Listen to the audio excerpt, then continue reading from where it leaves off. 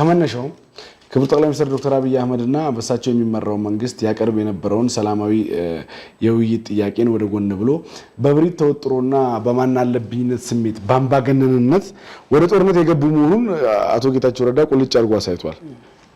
ምክንያቱም ምን መሰለ መነሻው የግጭቱ መነሻ ሲያኮበኩቡ ሰሜን እዝ ከመመታቱ ጥቂት ጊዜያት ቀደም ብሎ ታስታውስ ከነበረ ከምርጫ ቦርድ እውቅና ውጪ የሆነ ምርጫ ነው ያደረጉት።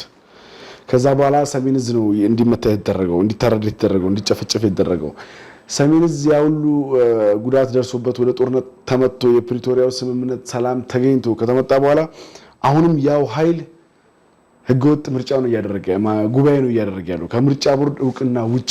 ክቡር ጠቅላይ ሚኒስትር ዶክተር አብይ አህመድ ያኔም አሁንም እንደሚያደርጉት ለሰላም ቅድሚያ ተሰጥቶ ለውይይት ቅድሚያ ተሰጥቶ በውስጥ ያሉ የፖለቲካ አለመግባባቶችን በመወያየት እንዲፈታ ለማድረግ ይከን የነበረበት ርቀት ወደ ጎን በመተው ንብረት አወደሙ፣ በሚሊዮን የሚቆጠር ወጣት አስጨፈጨፉ፣